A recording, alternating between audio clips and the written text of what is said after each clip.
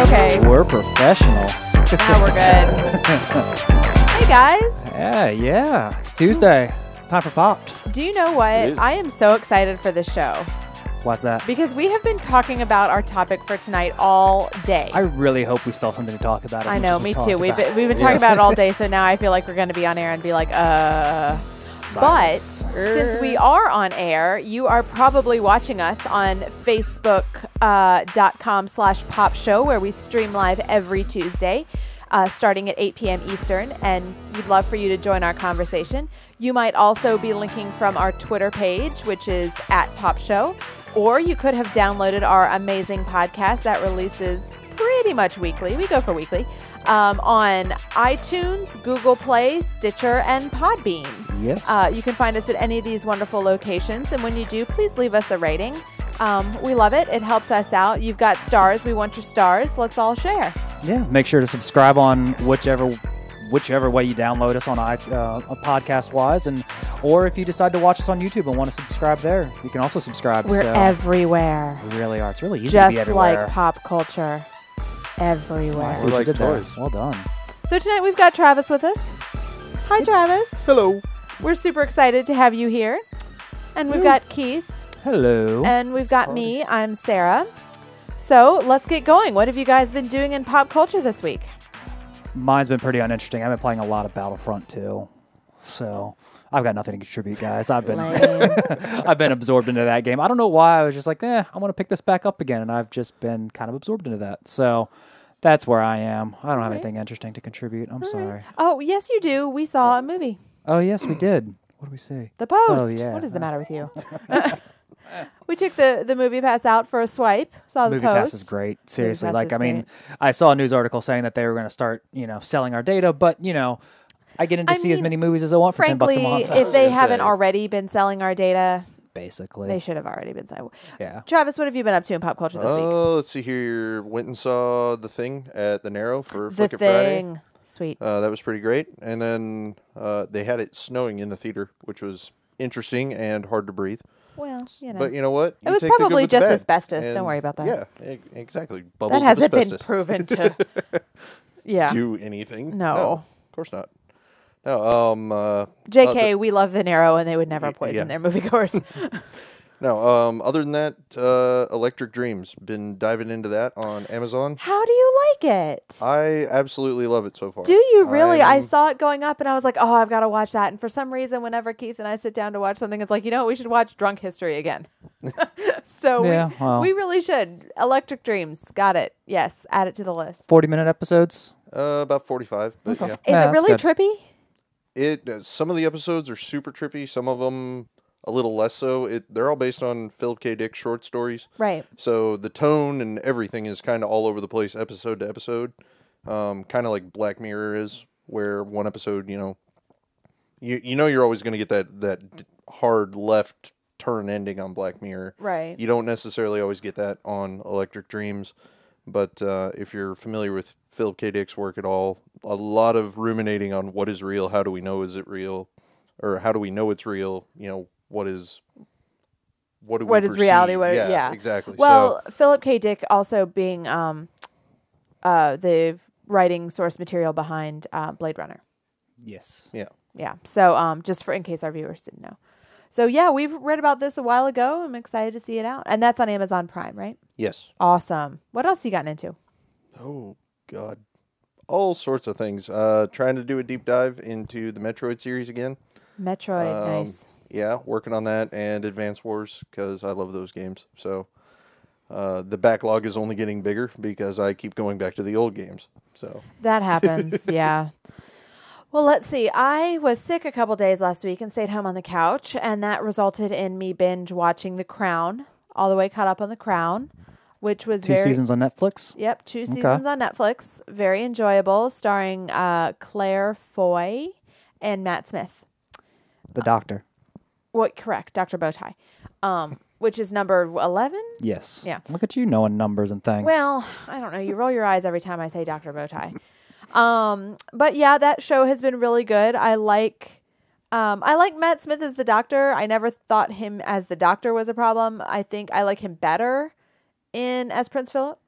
because I think the writing is a little bit stronger. I think they took some weird turns in those seasons of Doctor Who, which I wasn't totally nuts about. But I like him. I like him as an actor, and I really loved The Crown. And there's some news about them doing recasting that we'll get to later. Yep. But that, and I started The Marvelous Mrs. Maisel at the recommendation of everybody on the planet. Well, and it got some Golden Globes wins too. It did, which is another Amazon Prime show. And I'm about halfway through, so if anybody else is watching it, no spoilers. But I'm excited about it. It's really good. It's my new treadmill show, and it's funny. I've quite enjoyed it. Good. So, well, Vanessa said she's been using Movie Pass, and she saw Pitch Perfect 3, All the Money in the World, and Den of Thieves this week alone. wow. Yeah, see, Movie Pass is the bomb. Have you gotten it yet, Travis? I have not. I need to. Yeah, you because need to. I go Do it to the before they go movies bankrupt. more than any other human I know. You're a movie guy. You need to get a Movie yeah. Pass. And the best part is you can actually use it at the Narrow.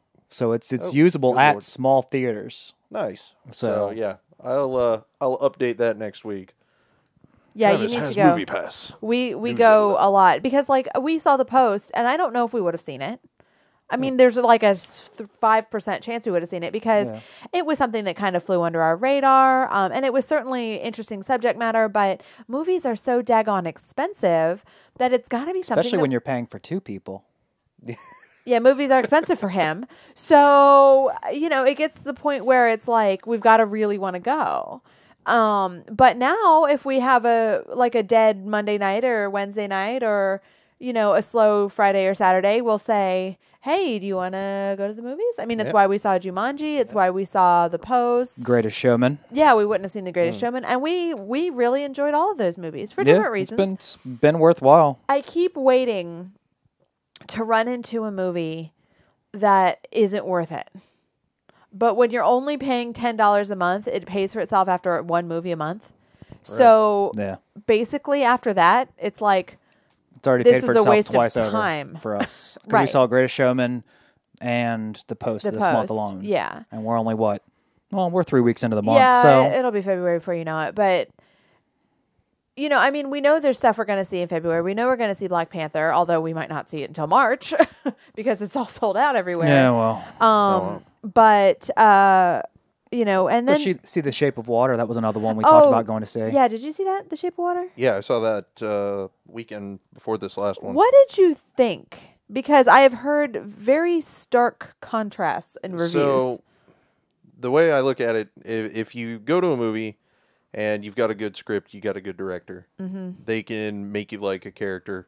If you have a great script and an even better director, they can make you kind of fall in love with a character to the point where, like, when you walk out of the whole thing, you still feel something. You want to spend more time with that in that world with those people. Right. And The Shape of Water really did that. The main character doesn't utter a single word of dialogue in the movie, and I was absolutely smitten. I wanted to spend way more time going on that ride.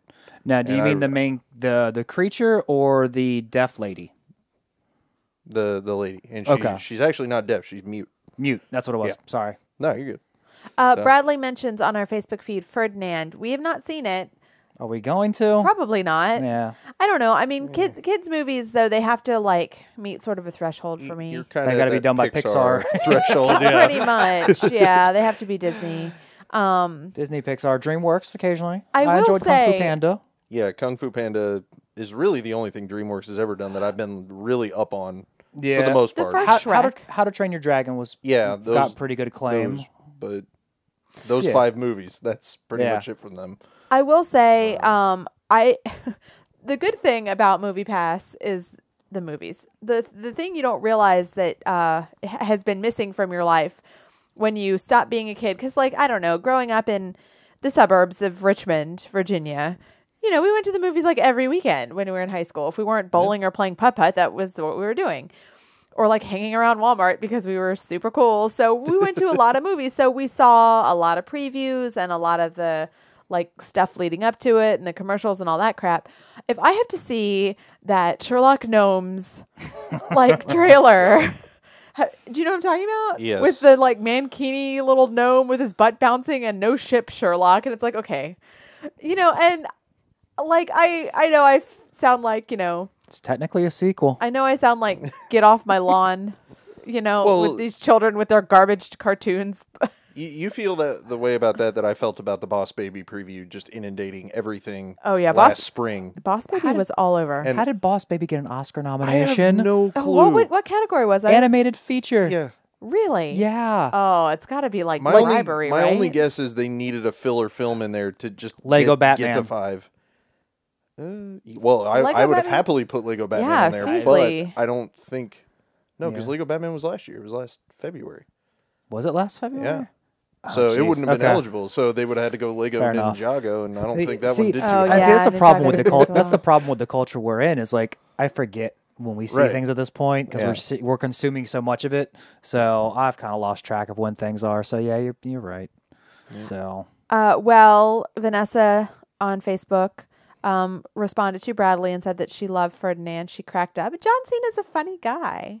I like John Cena. He's worming his muscular way into my heart. he is going to be the new The Rock, I guess. The new The Rock. Yes, the new The Rock, because he's actually going to be voicing a villain in the Ninja Turtles cartoon coming up soon. Oh, which villain? Can you tell us? It's some Baron something or another. It's a new villain I Is haven't he heard doing of. like a fake, like generically Eastern European accent? No, I think he's just doing like a deeper, graspier voice of his Oh, version of his voice. Good for him. So, He should do his song intro voice where it's like John Cena. Just do Baron Vaughn whatever. given what they have done with the Turtles, at least in this last Nickelodeon series, it wouldn't surprise me if they throw some sort of like nod to that with his character, because they nowadays, well, at least with the stuff I've been watching, they love throwing nods like that in there. So I'm sure they will. Like, I want to say there was a Doctor Who reference when David Tennant voiced Fugitoid on Turtles. So, they're going to do it. They're going to make use of it. they like to play with their audience. Yeah. And the writing is really smart on that show. Yeah, and people know who these people are now. It's not like, we watched Animaniacs and we kind of knew the names, but we didn't know who they were. Sure. Growing up. Now we have the internet and we follow them on Twitter. But We this interact is a with new them. Turtles. Well, exactly. This is a whole new Turtles. Still Nickelodeon, and still, oddly enough, Rob Paulson is actually going to be doing the producing or the directing of it, I think. He's voice directing. He's the voice director for this new series. It's called Rise of the TMNT. Remind us who Rob Paulson is. I mean, Rob those Paulson who may not know. voiced Donatello in the recent Turtles series, and then he voiced Raphael in the original Turtles series. The Cowabunga Raphael. Cowabunga Raphael. Oh, I'm thinking of Mikey. My bad. Yeah. Continue. Disregard. Disregard. What are you doing? I know. I'm ruining everything. And then he also voiced Yakko Warner.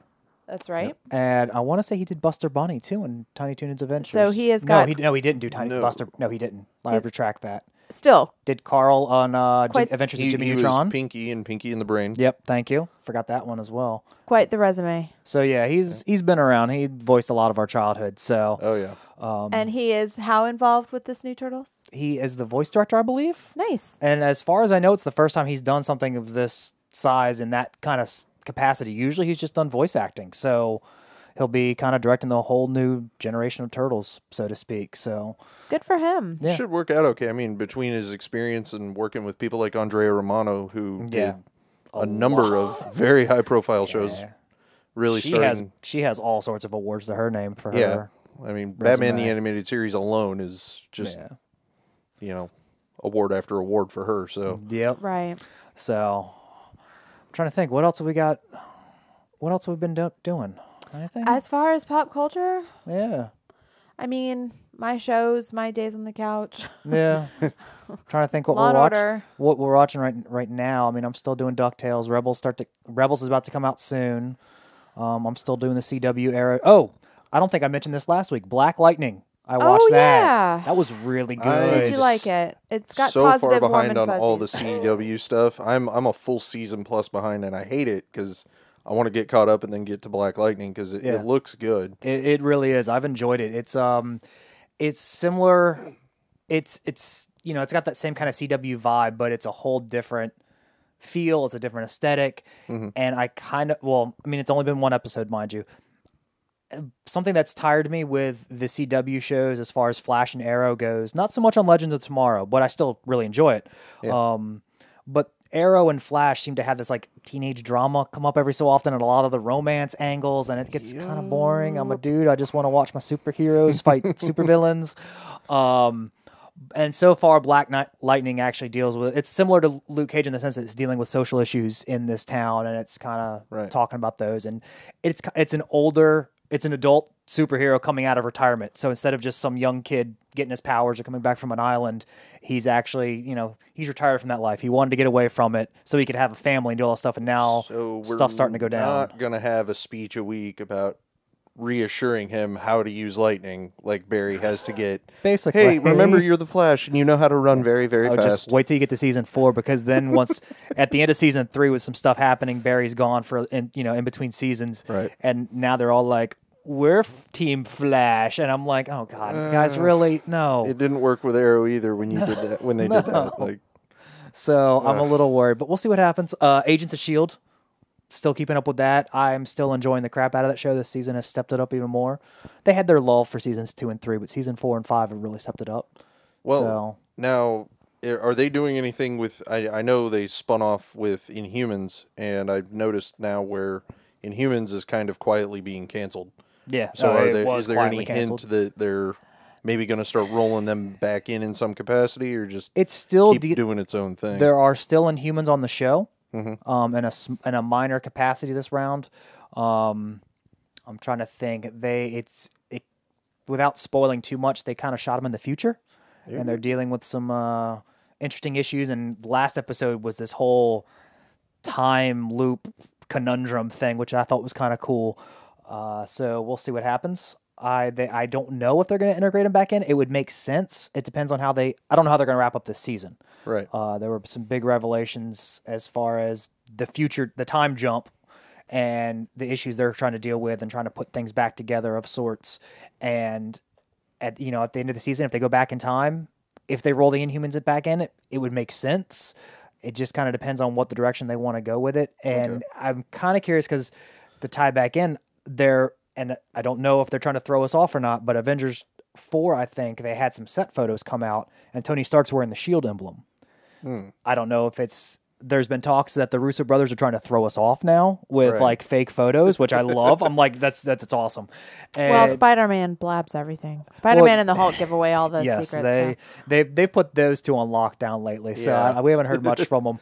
And so I'm kind of curious. I don't know if they're trying to throw us off. I don't know if it's an alternate reality thing, because the Infinity Gauntlet throws everything. It could be alternate reality. It could be time travel. Who knows what it could be?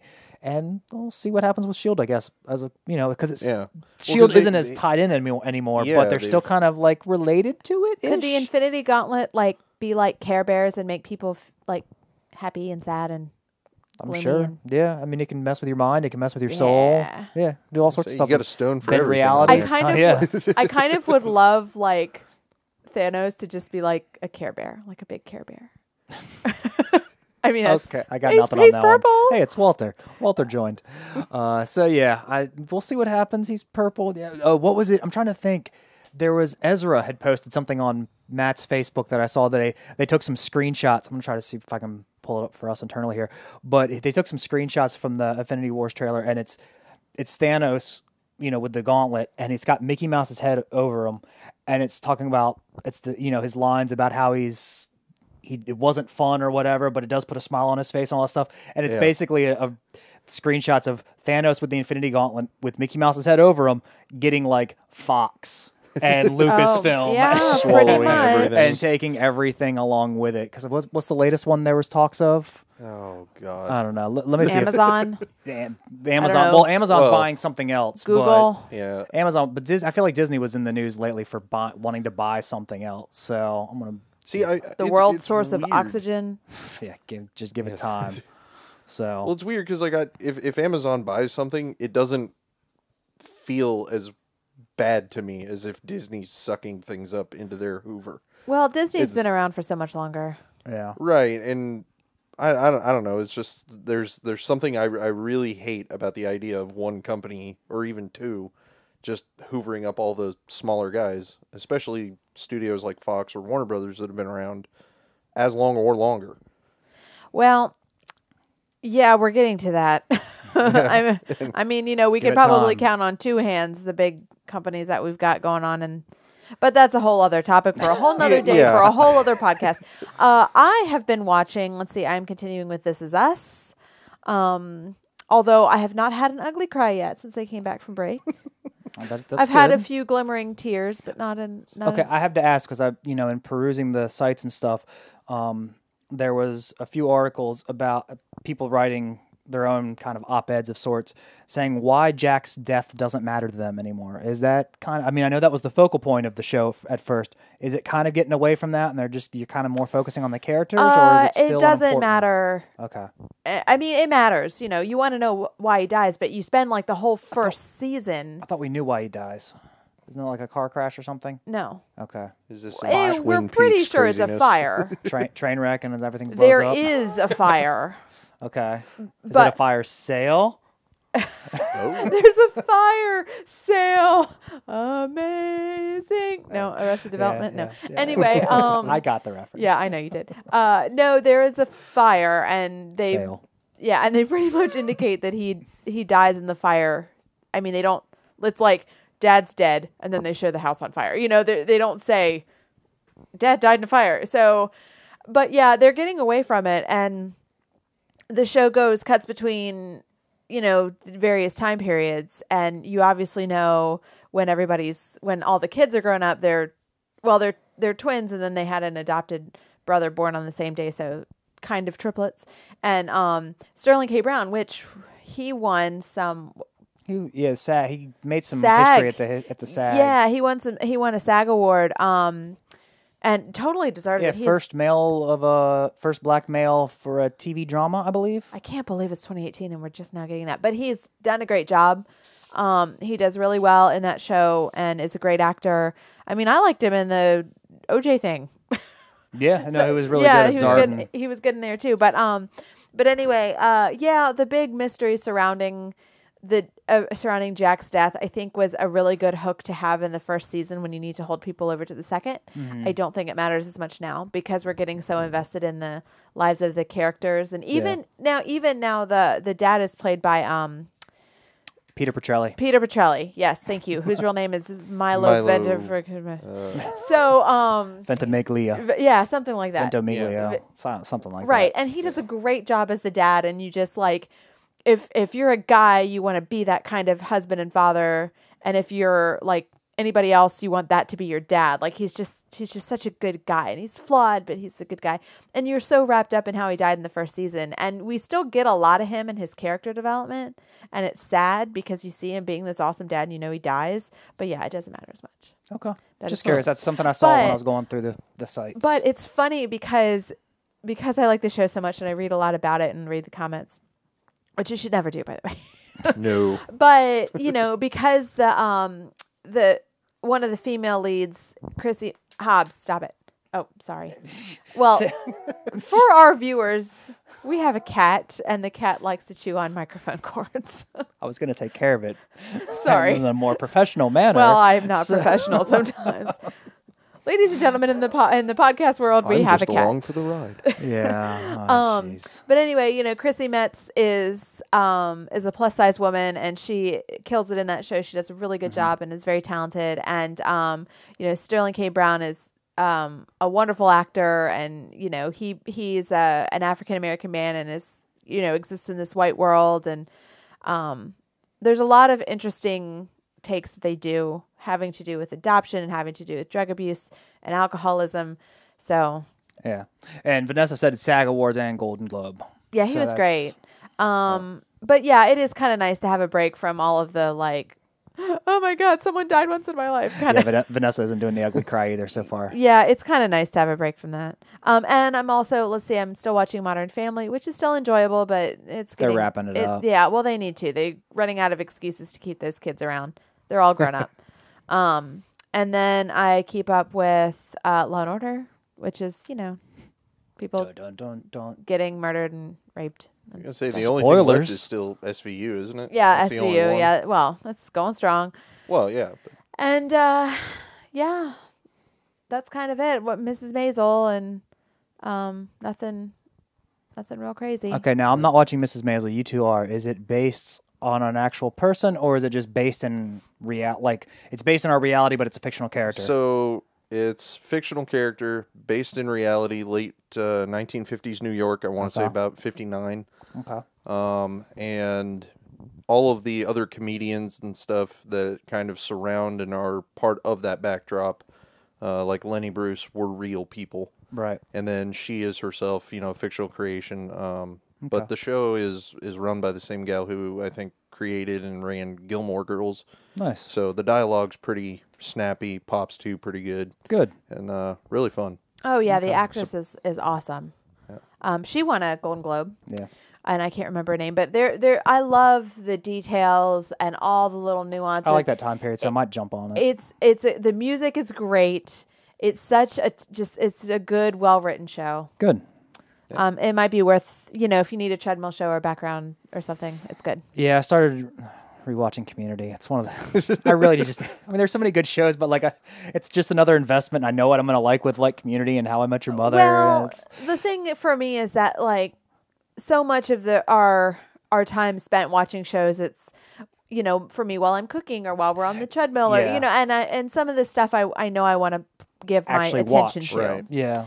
That's why I haven't started Black Mirror or the Electric Dreams yet. Right. Yeah, if you're either of those, you need to watch. Yeah, those require some investment. So Bradley thought you were just containing the live audience, which, to be fair, the cat is the live audience. The cat is technically our live audience Both in cats. this room right now. So as you guys probably noticed, we don't have Greg this week, but make sure to go Greg. check out New Comic Wednesday tomorrow.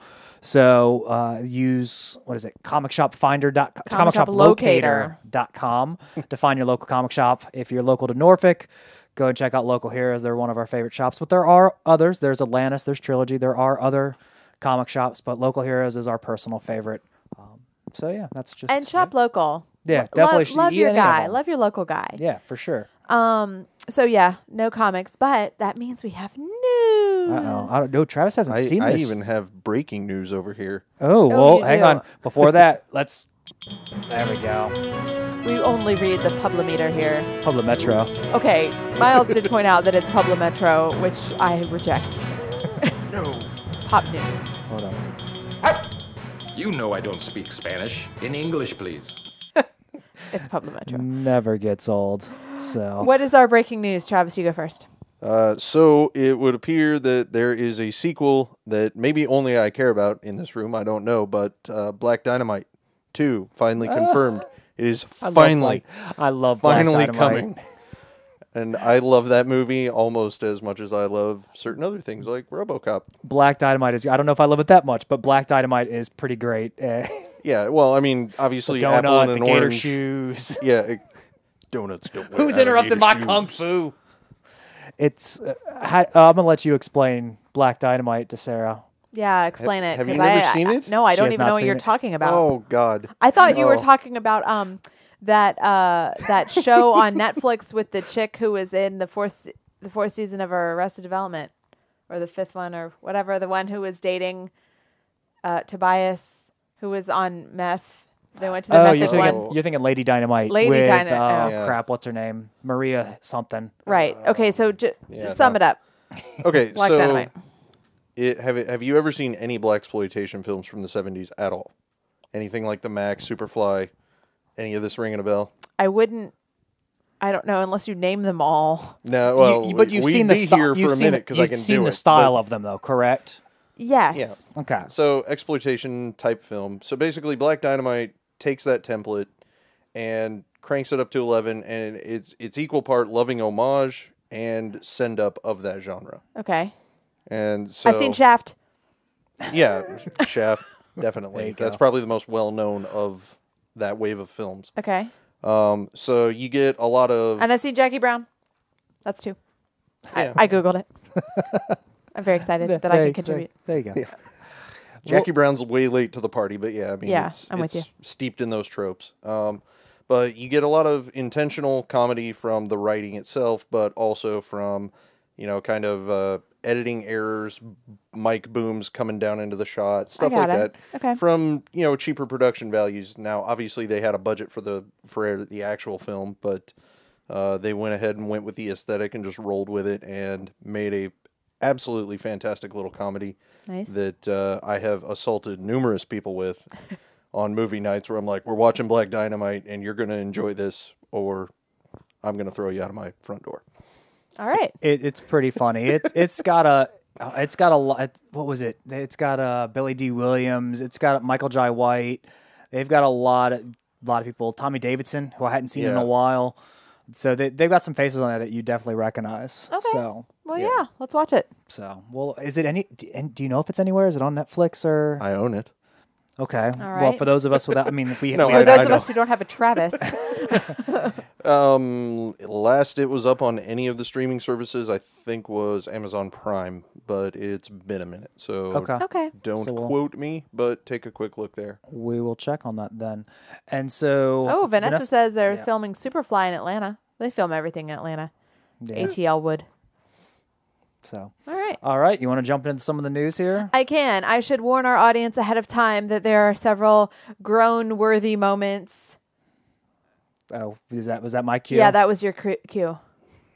Oh, well. Well, okay. There's professionalism. Okay, there it goes. And that is what you will hear. That is Tina Belcher. I really hope Nancy joined in right as that was going. So when you hear something that sounds like a miserable stomach cramp, it is Tina Belcher joining me in my disdain for some of these news topics, most of which are good, but there are a few that make me Tina Belcher groan. So just so you know, I am not in pain. Please do not write the show. I do not have food poisoning. I just am concerned. So, okay. And also, I want to remind you to follow our Facebook page for pop culture news as it happens. For example, if we had not been on the air and we saw that Black Dynamite news, that would be on our Facebook page right now. It would be. Facebook.com/pop show. And then you get original stuff from the three of us, mostly Travis, when we link back to popshow.com. So while you're there, drop us a line. We love to chat, and we'll chat all day. Nancy chimed in right at the perfect moment. That's great. Yeah. Yeah. I knew she would. So, okay. First item of news. Paul Bettany, otherwise known as Pre-Purpled Vision, is in talks to join the Crown as Prince Philip, which means he'll be playing an older Matt Smith because they're going to do a timeline jump and some recasting. So, there's my first moan. See, I feel like they really missed an opportunity here. They should have just had Capaldi take over. There's already a timeline in place for the Doctor, so they might as well. I don't know. It might be fine. I mean, and I was thinking about this too. The timeline of Queen Elizabeth II is so long, and we kind of want to get to the stuff that we're familiar with in our lifetime. I mean, well, from the millennial perspective, yes. Well, I mean, yeah, but even now, though, we're still in like the 50s or the 60s. I mean, Kennedy died, which is a historical fact and not a trailer or a spoiler. Right. So, it's moving by kind of slowly. I mean, Prince Charles just went to high school, so there's so much that happens. And, now she's in her 90s. So I get that they kind of have to do a jump. Otherwise, we would be in British history for the next 17 years, like a BBC show. Hey-o. But yeah, I don't know. I mean, when Keith first posted this news, I immediately Tina groaned. And I mean, I guess it would depend on how they do it. The show is really well done. I don't know. Do either of you watch The Crown? No.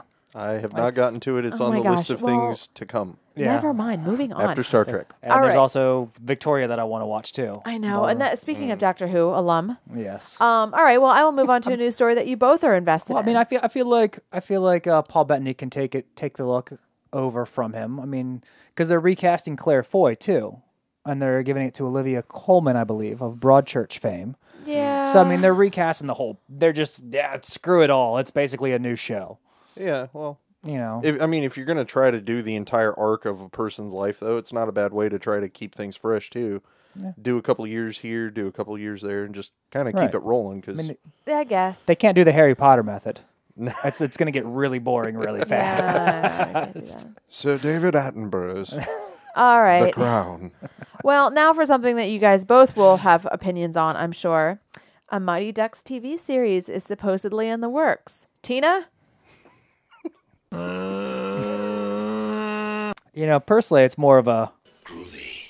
I mean, Really? You're okay with it? I'm okay with it, honestly. It's one of those ones that I really enjoyed as a kid, and I even watched the cartoon with the anthropomorphic ducks fighting space aliens, and I had the figures for it. Scott Bakula voiced the main duck. Really? Yeah. I don't think I knew that, but Yeah, that's awesome. He was awesome, like right before he was on Star Trek. Nice, and Quantum Leap fame too. So I can dig it. That's what he was doing in between. Okay, I can dig it. Being a sci-fi duck hockey player. Well, everybody's got to have a very specific niche. So I'm okay with it. I mean, it's the Bad News Bears kind of for our generation. So if they make the show and they keep the fun of the kids, kind of being foul-mouthed and being the ragtag group, it all works. Now, I don't know how you turn something like that into a show, though, for very long, because eventually they're just competent hockey players. Yeah, right. Eventually, they're no longer the Bad News Bears. They're just Well, in Right. this day and age, with shows not lasting for more than a few seasons, and get them in the middle school, maybe a little bit of high school, and then they're done. Yeah, that's true. And I mean, and I'm sure I'm guessing Disney Channel. I would assume so. Oh, well, yeah. Don't They own everything. They own now. it. Yeah, so And by it, I mean the world. with it being Disney Channel, I'm sure it'll probably get into the more of the lives of the kids, and like Charlie was kind of a latchkey kid anyway, so Right. maybe more of the stuff with him and his mom, or who knows, maybe he'll kind of be like Sean on Boy Meets World or something. Maybe. I mean, Yeah. they got a lot of characters to work with there. I mean, Yeah. Keenan Thompson went on to have big fame from that. They and- could just pull in Knuckle Buck. new fun characters with new. See, now don't you wish you'd let me yell at the cat on air? No. Just ignore me, move on. Anyway, Vanessa points out that she's surprised it hadn't come sooner. They did all that and back in the early 90s, right? And now everything's sort of coming back around because when 20, 30-year nostalgia cycle. right, Yeah. the nostalgia cycle and what we loved as kids, now people our age are having kids and they want to share it with their kids, but the kids don't want to watch the old stuff. So, I mean, it makes sense. I don't know. That's why I'm not too worried about it. And like Travis said, it's already a Bad News Bear anyway, so it's not like it was a new concept. It was just, Right. we just happened to be at our time, it was perfect for us. And so it's like, all right, whatever at this point. And it was when Emilio Estevez was still great. Emilio. Quack. Ah. Nice. He was ready. Yeah. He was ready for it. Here, there's that. There you go. All right. Real quick before we move to the next topic, favorite Mighty Ducks movie? Go. Travis. D2, the Mighty Ducks back. Okay. Sarah? Yeah. It opened up the cinematic universe quite a bit. The Mighty Ducks cinematic universe. I don't know. I think I'm going to have to go with the first one because it's got that Emilio Estevez redemption story in it. Okay. No, I can, and it's got the quack, quack, quack, Mr. Ducksworth Yeah, which Yeah. is probably my most repeated line. to the animals in our neighborhood. Oh, well, we live by the river. So whenever I walk outside, I say quack, quack, quack, Mr. Ducksworth.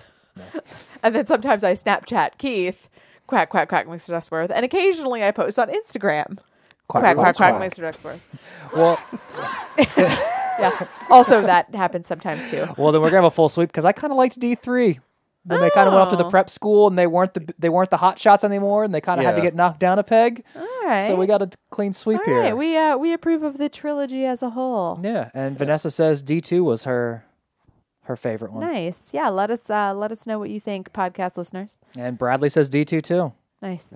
D2 As also. well. Yes. All There we right. go. Next news item, which has also gotten a lot of buzz on our Facebook page. More speculation swirls about the Danny McBride Dundee movie. They're trolling us, right? They've That gotta is be what trolling. I think. They've got to be punking us somehow. It's got to be like leading up to the big game because we can't say Super Bowl. Oh, I No. just said it. Yeah. Okay. So they've got to be leading up to those ads, right? What do you guys think? I was really hopeful for a movie when I saw the first one with just Kenny Just Powers. him, Yeah, yeah. Danny McBride. I keep Kenny Powers. It's basically He's Kenny Powers. Kenny Powers. Kenny Yeah, Powers until goes the to end of Australia. time. Yeah. Yeah. So it's. I thought it was legit at first, and then they added Chris Hemsworth. I was like, okay, yeah, they're trolling us now. This is just all one big setup. Yeah.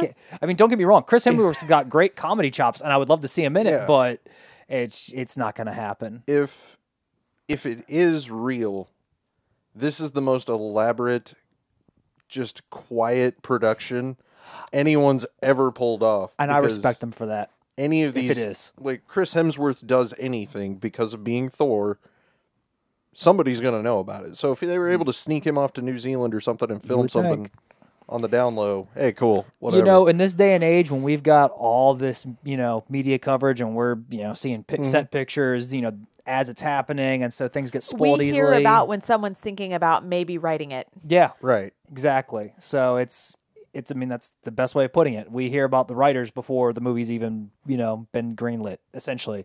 And that's what goes for news these days. So it's nice to kind of, if it is legit, I, one, respect it, and two, I applaud them for, being so hush-hush. Yeah.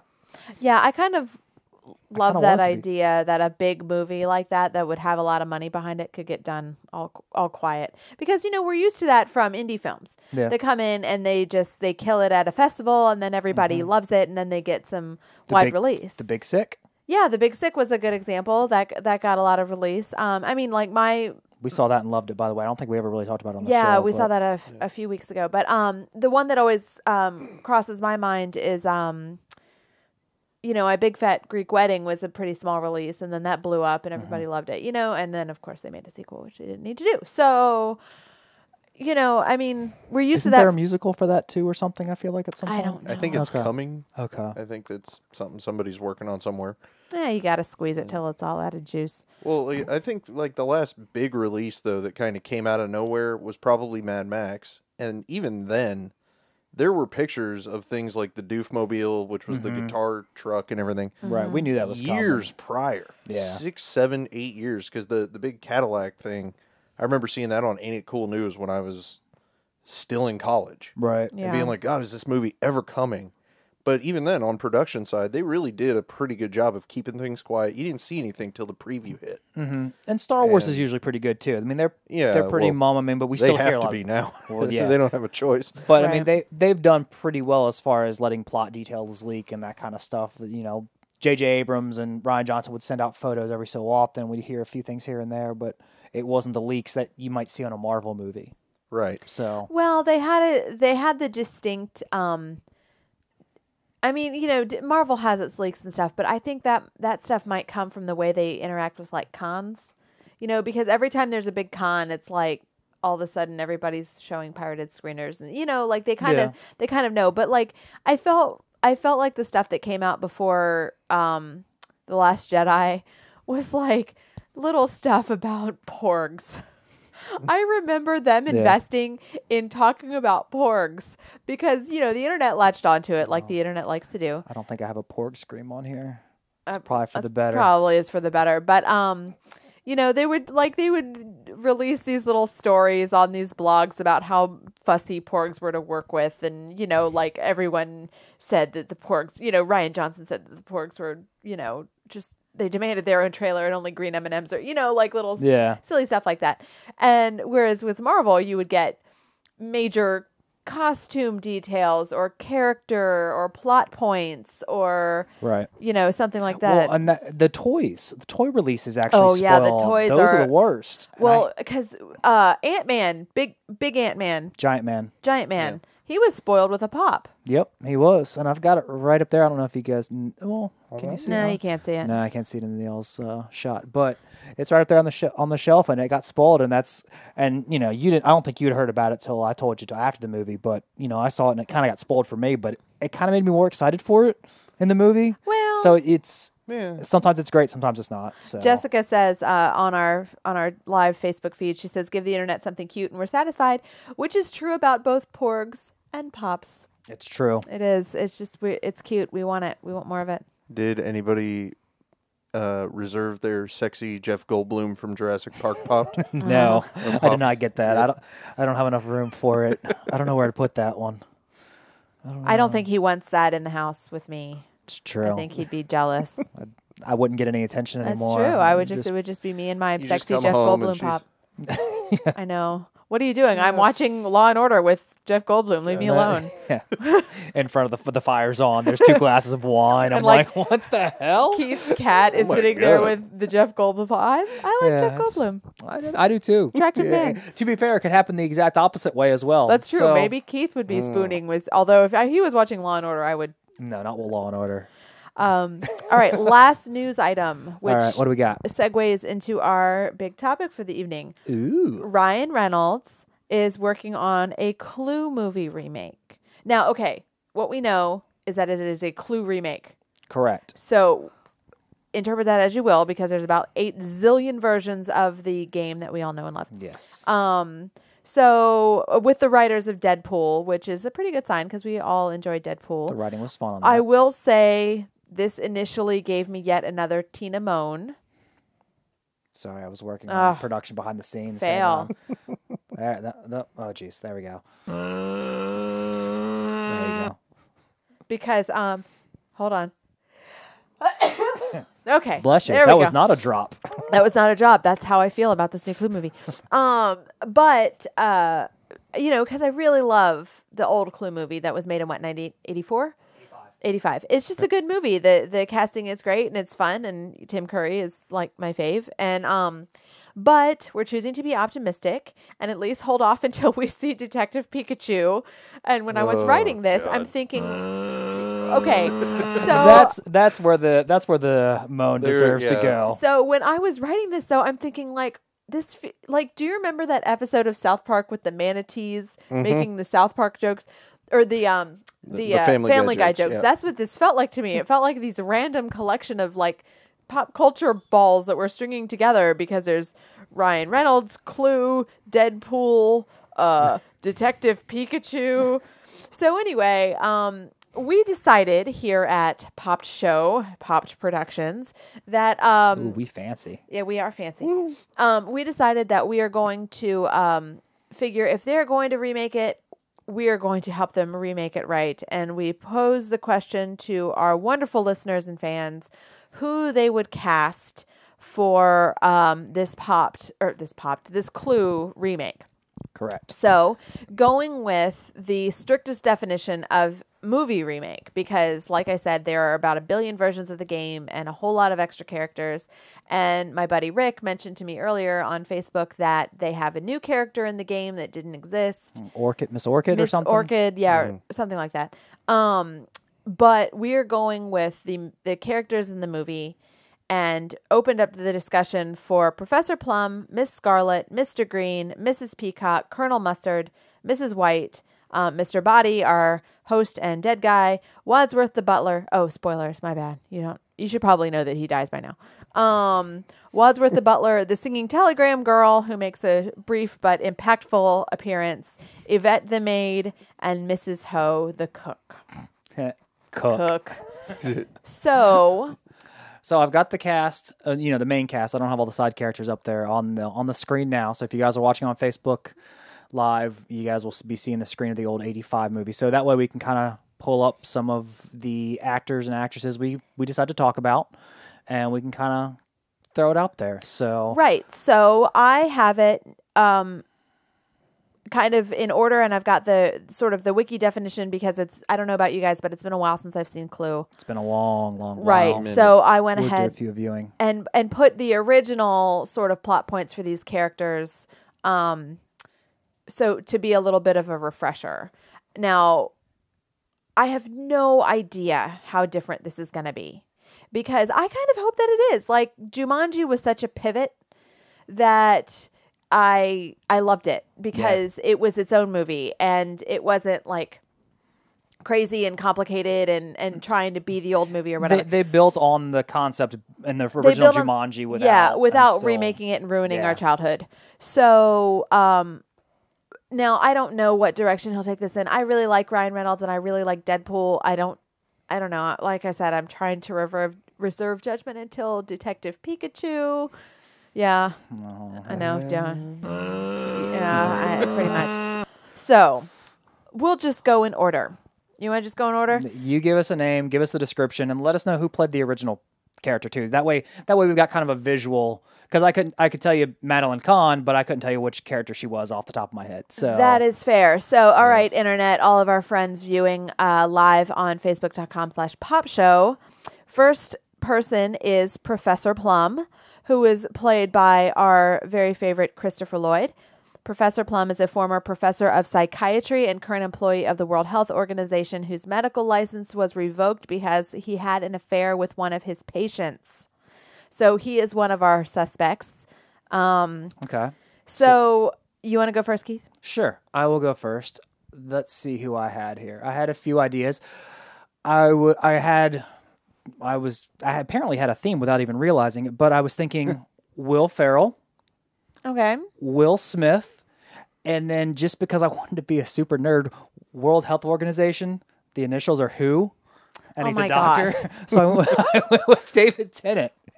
And let's be honest, he medical license, doctor, he had an affair with one of his female patients, he's got female companions. I mean, it kind of makes sense. He's been in a remake. Yeah. Right? And he was the best part of that remake. He really was that best part. All right. So, yeah, I'm going to go with one of those three. I don't know yet. Do any of those choices appeal to you specifically? Or do you have a new one to add? I actually do like the David Tennant call on that David one. Tennant's pretty good. But I kind of like Will Smith. Whenever I do this kind of thing, I kind of like to go for like the weirdest possible option, or at least something that I think would bring a unique voice to this sort of thing. Okay. So my thinking is, if he's a psychologist and he's this doctor and he's been a little disgraced or whatever, maybe you go for somebody like a Christoph Waltz, who's never gotten a chance to do comedy necessarily straight up. Okay, straight up. Because he's Django Unchained was pretty hilarious. Django and Inglourious Bastards both.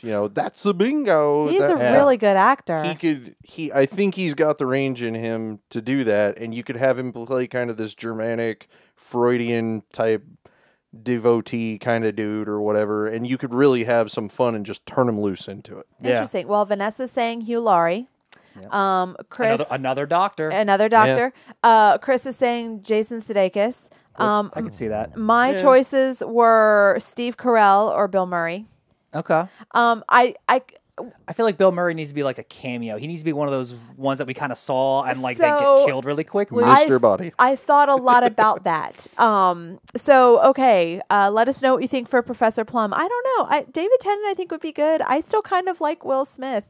Okay. But it's kind of hard to see him. He plays such like wholesome, good characters. Like it's kind of hard to see him like having an affair and having the seedy dark side. But I don't know. Well, I don't know. I like the idea of Hancock. Will Smith was in Hancock. It was kind of a seedier character. I think Hugh Laurie would be a good choice. He's a little, he's a little dry.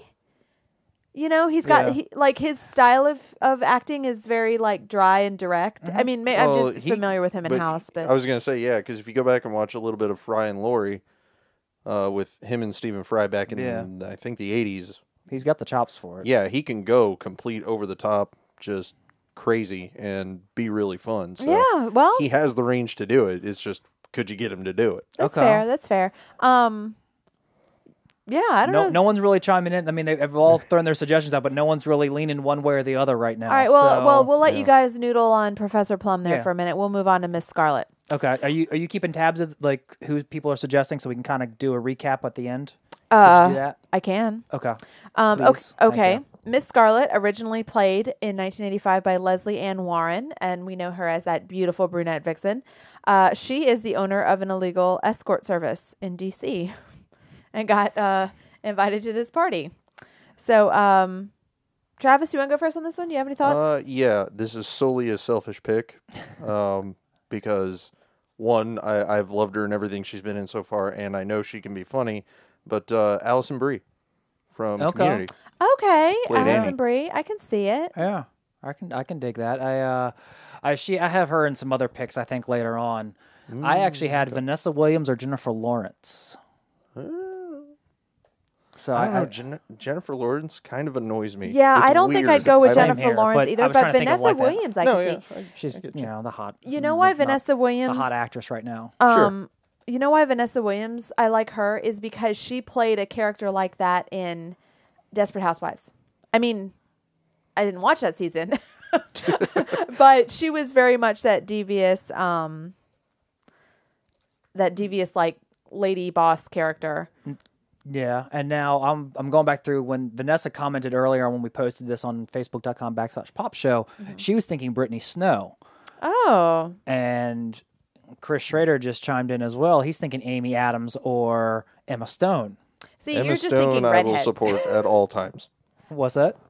I will support Emma Stone in anything at any time. I had her on a few ones and I couldn't figure out where to land her. I feel like Miss Scarlet was an apt choice, but again, it could be the redhead thing. I don't know. I do think she's an apt choice. Keith was reviewing my picks a little earlier today, and he said that I was. You got to mention which ones you have too. Oh, I do. You haven't mentioned yours yet. I know I haven't. I'm trying to. So I got you busy with the. I suggested Sandra Bullock or Catherine Zeta-Jones, and I think Catherine Zeta-Jones. Now I haven't seen her in anything. Wait, is Jessica's mentioning Jessica Chastain, right? No, she's mentioning Christina Hendricks, who I've got for Yvette. Oh, so, nice. Okay, all right, I get you. And Chris says sometimes the redhead's spot on. When it fits, it fits. I was gonna say. I mean, I guess. Well, and Emma Stone's not actually a redhead; she's a blonde naturally, so she could be whatever. It's true. What? Did your mind just get blown? No, I'm trying to keep up with all this. I don't think this list is going to happen. We're just going to have to collect it. See, Bradley says Miss Scarlet. My vote's for Emma Stone on Miss Scarlet. Miss Scarlet. So I mean that's my vote. But Bradley's saying Sharon Stone for Miss Scarlet. Sharon Stone. So yeah, if you want to skew a little older with it, she's a madam. Yeah, true. So she would be a little older. Okay, I can go with that argument. Well, that would be my thing. I mean, I guess she doesn't have to be. Heidi Fleiss was really young, and now she's had all this plastic surgery. But I mean, so yeah, I would think she would be a little bit older. What about Amy Adams then? Christy, that I mean, she's a little bit older. She can do the sophisticated. I don't know. She's still playing Lois Lane. Yeah, but she was in American Hustle and did really well in that. That was her, right? It wasn't Isla Fisher. I got her and Isla Fisher confused a lot. So, does anyone else have that problem? Yeah, they look a lot Isla alike. Fisher and I both Amy really Adams. like them. Yeah. I don't know. I still feel like Vanessa Williams would be really good. Okay. Skewing older, I think I would throw out something crazy. Well, I don't know if it's crazy, but like an Angie Harmon maybe. Not really a movie star so much, but she's done a few things on TV over the years. Older, got the smoky voice, could do the demure thing, be the madam, play against type a little bit versus what she's generally played. I like my wild card picks. Yeah, you do. I can see that though. I mean that works. Angie Harmon or Vanessa Williams seem to be the two front runners there. I think the reason why Vanessa Williams keeps getting stuck in my head is because she comes from that world of modeling. Yeah. And you kind of expect her to like deal with a lot of women. I don't know. Well, part of the reason I picked her, Ugly Betty. Yeah, that's fair. So okay. Yes, I watched Ugly Betty. So I never got around to it. It's a good show. I was told. Yeah, it was good. It was enjoyable. Okay, so next up. So yes, continue to leave us your Miss Scarlet suggestions. We will come back. We will circle back to everybody. Our next clue suspect is Mr. Green, originally played in 1985 by Michael McKean. Mr. Green is a gay. Is a gay. Oh my God, I'm so sorry. Is gay. A secret that would cost him his job with the State Department if it were widely known. So I'm going to go first this time. Yeah, please do. My suggestions. You went for the easy ones. I did because I love the idea of casting like an out gay man who has played a lot to men. I'm with you there. So I chose Neil Patrick Harris or John Barrowman. A secret that would cost him his job with. Oh. My fault. Sound issues. Whoops. So yeah, I said Neil Patrick Harris or John Barrowman because they're both great comedy actors and they seem like really nice guys. And they are. And they are. John Barrowman is. Right. And they are gay men. They are out and proud about it. And they play like not just straight men, but hyper masculine womenizing straight men. So, and they do it very, very well. So that is why I kind of loved that irony there. And, speaking of gay men who do that same role, Nathan Lane, another one who's also done in The Producers. Yes, that's another good example, and another brilliant comedy actor. Yeah, and now see, I'm gonna have to agree with with Schrader on this one. He's saying Ryan Reynolds is Mr. Green, which I also thought too, because Ryan Reynolds has got to be in this somewhere. Ryan so Reynolds where's is he fall? now. And I like the idea of an incredibly attractive. I'm kind of going with some weird logic as well. You know, it was originally played by Michael McKean, who's a great actor, but I wanted someone ridiculously good looking to play it. So I had Ryan Reynolds. I also had Zac Efron. I also had Joe Keery, Steve from Stranger Things. Okay. With that hair. The Stranger Things, it's been going around on the feed, so it's kind of been in my mind. But also, if we wanted to skew a little older, Hugh Jackman. Now, see, that would have been my pick right there, and that the reason for Hugh it Jackman? is, yeah, Hugh Okay. Jackman, and the reason for that being that they've already done the thing in Deadpool where they've gone after him for the Wolverine thing or whatever. But then if they could get him into this one, and then they could just turn him loose to just go nuts. And I feel like Ryan Reynolds would be, if he's executive producing and he wants to try to put butts in seats and do all this stuff, Yeah. and maybe really go crazy with this movie to set it apart, that's your pick because Okay. you can turn him loose, and we know he can sing. He's very big in musical theater. You could give him a whole musical number or some craziness if you want to. Right. I mean, just I- absolutely go Can we nuts. make this Clue the musical? I'd be okay with That's that. fine with me. Now, Vanessa brings up another out gay man in Hollywood, Jim Parsons. He would be an interesting pick, and I could see him as that. Well, he plays Sheldon Cooper. Yeah. Yes, it's so very fitting. So, I mean, yeah, I don't. That's a perfectly fine suggestion. I would like to see him play something besides Sheldon Cooper. That would be I'm nice. Getting a little tired of Sheldon Cooper, actually. Okay, I'm gonna go nerd here for a second. Big surprise, right, guys? No. He has done other work. He has been in a certain movie that I watched. He played the human version of the Muppet Walter in the Muppets. Which was great. Okay. And the Am I a Man or Am I a Muppet scene? Music scene. Good to know. See, and we're coming back to the musical numbers again. See? All you're right, on the Keith. train with me. What were yours? So- Oh, you said Joe Keery and Hugh Jackman Yes. and Ryan Reynolds. Yeah, and Ryan Reynolds seems to be, doing pretty well here. And Neil chimed in, and he thinks Tommy Wiseau should be. Oh, hi, Mark. Should be in there somewhere. Ooh. And so let's see where we can throw some Tommy Wiseau in there. I don't know if it's Mr. Green. Make him the Telegram girl. Oh my God, that's funny because I actually have Jane Franco as the Telegram girl. Well, you also had Zac Efron on your Mr. Green list. That's true. So yeah. Okay, moving on. Okay. Don't forget to leave us your Mr. Green suggestions. yeah, and then we'll if run you back bother. down through all these real quick, and then we'll do quick votes and picks We'll and recap. stuff. Next up, Mrs. Peacock, originally played by Eileen Brennan in 1985. Mrs. Peacock is the wife of a U.S. senator who has been accused of accepting bribes to deliver her husband's vote and claims she must pay their blackmailer to avoid a political witch hunt. Okay, now Chris Schrader, when he chimed in earlier, when him and I were talking earlier, he was thinking Gal Gadot, Gal Gadot, okay. which is was also one of mine. And let's see where else. Vanessa had someone too. Which one was this one, Mrs. Peacock? Yeah. She had Zendaya of great, tying it back into the musical thing, Greatest Showman and Spider-Man fame. Yeah. Okay. And Sarah, who did you have? Now I skewed a little older Mm-hmm. because I'm thinking the wife of a U.S. senator. Now, there's no reason why she can't be a young, beautiful trophy wife, but I Right. had Tina Fey. I could see her playing that role. Okay. I also had Sofia Vergara. That I could see. And I like that because I think Sofia Vergara is very funny. I think she's a great actress. I like having a little bit of diversity in there.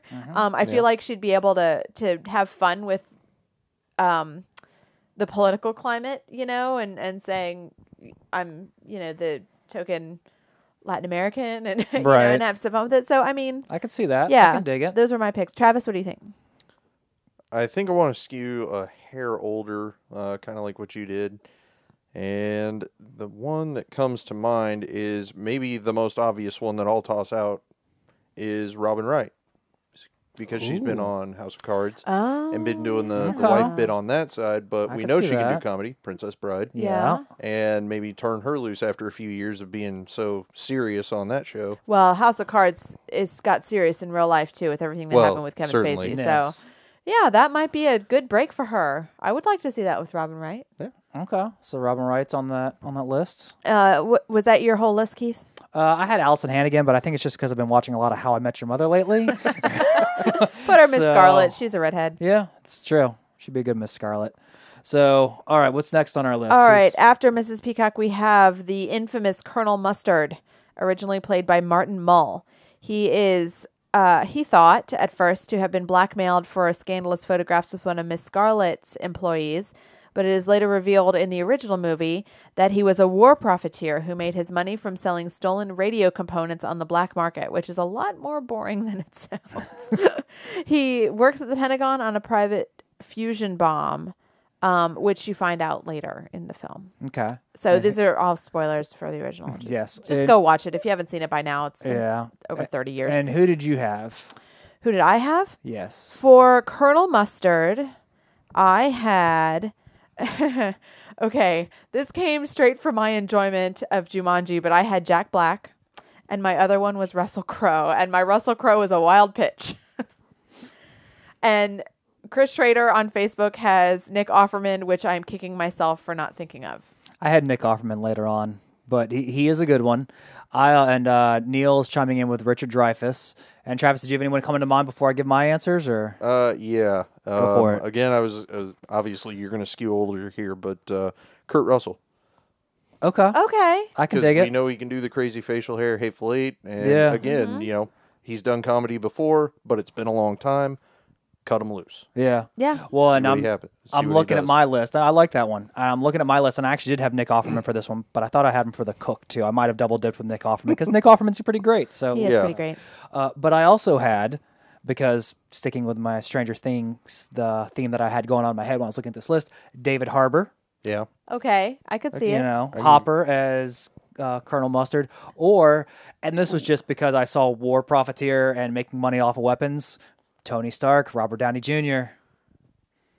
Our brains both just went completely different directions. No, on that. No, because like I went Lord of War, Nicolas Cage, and I was like, I don't think I can't love Nicolas make Cage. I Robert can't Downey hate him. Jr. fit as Colonel Mustard in my head. Yeah, it was a stretch. That was but like I said, my wild pitch was Russell Crowe, but I just have Jack Black. I can't stop picturing him in his little pith helmet. Well, we've seen Jumanji lately, so, you know. Yeah, I mean, I think that's what it is. So, but I also think that Nick Offerman is an excellent... I think it is, too. You know, Nick Offerman did such great character work in Parks and Rec. It's hard to imagine him playing anybody but that gruff, serious, white dude. So this is, you got to think that probably makes him have some limited roles, and this is actually kind of perfect. But he also did that stand-up special, American Ham. That was pretty funny, too. Yeah, he did, but he was still a gruff white dude. Okay, so we're sticking with Nick Offerman and then leaning Well, towards... I mean, I think that I like him in another role, but we'll come back to it. Okay. All right, next up, Mrs. White, played by Madeline Kahn. Mrs. White is the alleged Black Widow who was drawn in to avoid a scandal regarding the mysterious death of her nuclear physicist husband. She was previously married to an illusionist who also disappeared under mysterious circumstances. Keith, you go first. All right. Well, let's see who I had here. Sticking with the Nick Offerman thing that we just finished off of from Colonel Mustard, Megan Mullally, Nick Offerman's wife. You know, kind of that crazy Black Widow, mysterious circumstances. I could see that. We know she plays a crazy wife. She does. She was really good at playing Tammy, too.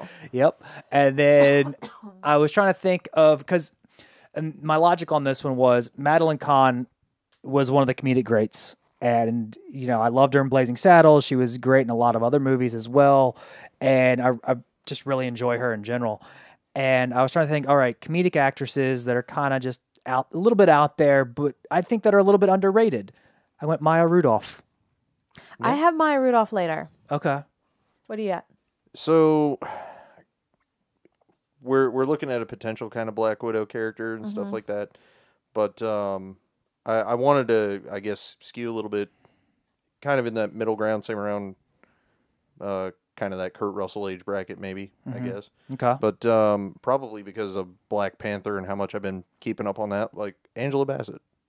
Okay. I could see. You know, Angela Bassett is another one who is good at comedy and hasn't done it in a while. Yeah, just toss her out there, kind of see what she does, get you, I mean, there's a little more diversity in the cast too, so you can Right. work some humor in and play with some political climate stuff there too if you want to, and you can really open some things up there. See, that's where Yeah. my brain went too. I also have 2 African American actresses. I had Retta, who played Still got the Donna Parks and Rec on theme. Parks and Rec. Yep. I just love her, and I wish she was in everything. I just love her so She much. is great. And I also had Leslie Jones, because the character's name is Mrs. White, and she is referred to as a Black Widow. So immediately, I'm like cutting the trailer in my head, because it's going to have that low hanging joke, Sure, yeah. of like, who are you calling Black Widow? Something like that, right? Yeah. But I think they would be really funny in their roles, and I think Leslie Jones caught a disproportionate amount of heat for Girl Ghostbusters, Yeah. and I think she's really good. I don't blame any of the actresses. No, I in don't. Go- No, you know, no. Ghostbusters, but that's a whole other That's topic. another Yes, podcast. that's- Now, Chris Schrader's he loves the Donna thing, but he also suggested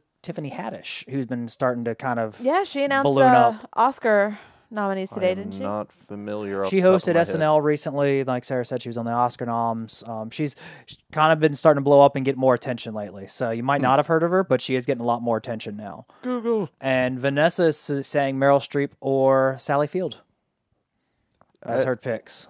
Out of those 2, Sally Field. Tiffany Haddish did real great this past year with Girls Trip. That's right. Yeah. That's what it was. I was trying to remember it too. Yeah. I haven't seen it, but yeah, she's and getting that movie did really well. It did. Okay, moving on. Okay. Mr. Body, our victim, and this is where the descriptions run out. So just imagine. Mr. Body invites everybody to dinner, has dirt on all the And then he attendees, shows up, then and then spoiler alert, he ends up he dead. dies. Yep. Hence the name Mr. Body. Right. And I think when Vanessa chimed in earlier, she was saying Johnny Depp. And let me see who Johnny Depp's a pretty good suggestion. It is, because if I remember right, he's not in the movie very long. No, he's not in the movie very long, and Johnny Depp is this big, prolific over-actor, and Yeah.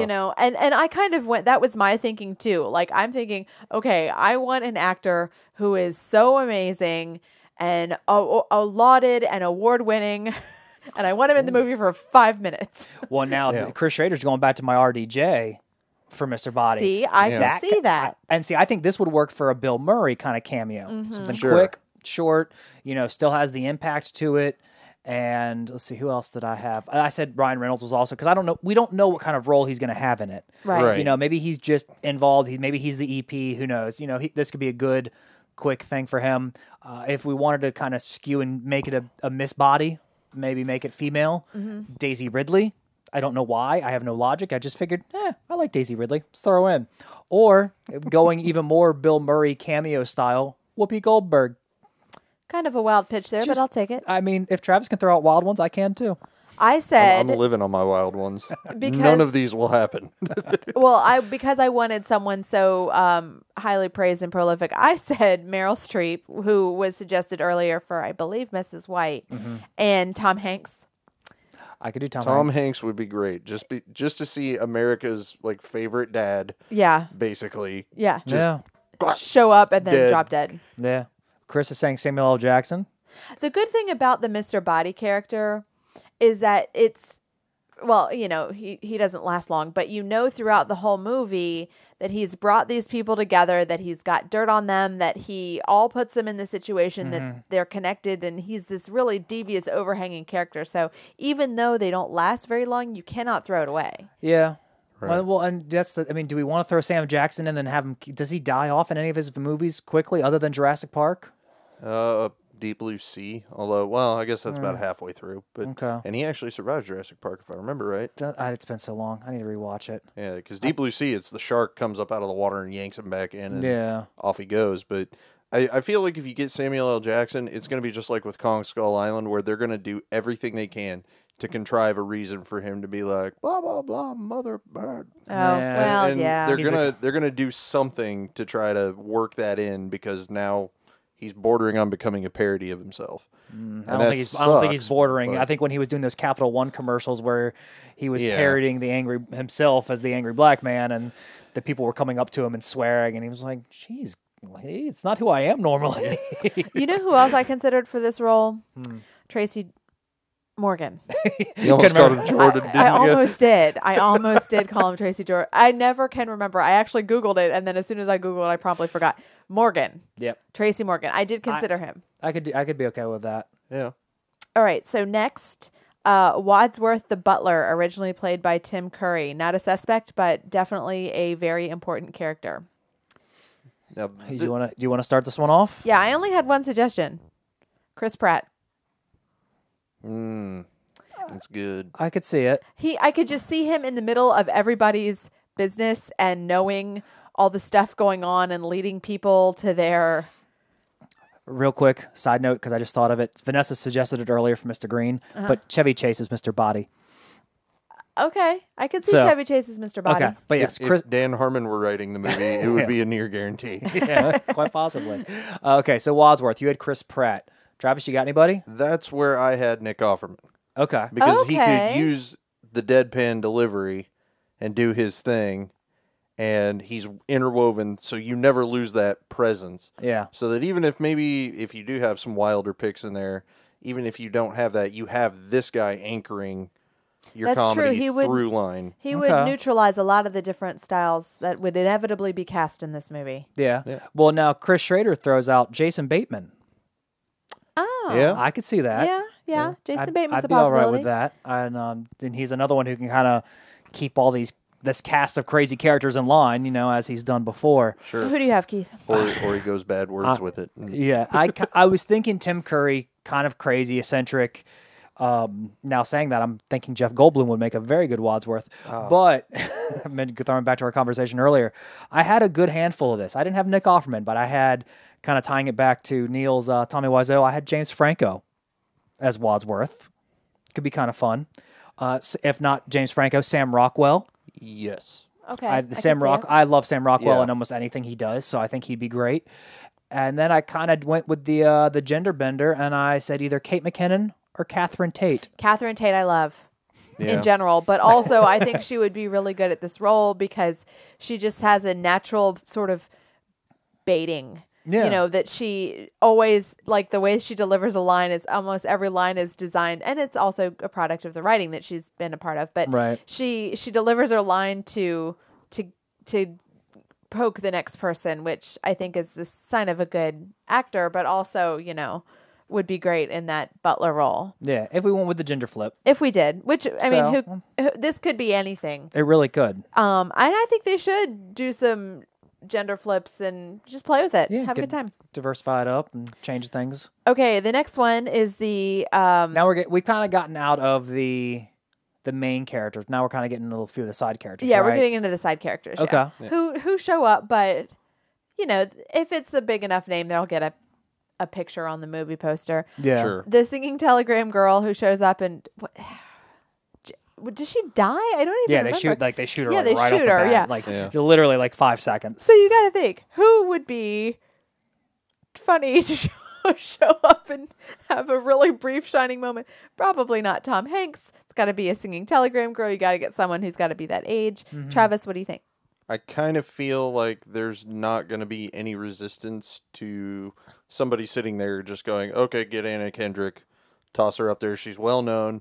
She's a marketable name. She can sing. Yeah. Yeah. So toss her up there. Plus, she's been funny in other stuff. But, I mean, the Yeah, shock I of can- seeing her gunned down in I could see 5 that. whole I could seconds, see that. you'd That be would be like, funny. oh, okay, cool. Yeah, and she's got that kind of cute telegram girl kind of motif Sure. going for her. To that point, Okay. my first thought was Ellie Kemper I can see it. because she's got that cute telegram girl look anyway. Like Kimmy Schmidt is basically a telegram girl. I had Emma Watson too. Chris just said Emma Watson on our Facebook feed, Yeah. and that was the thought I had too.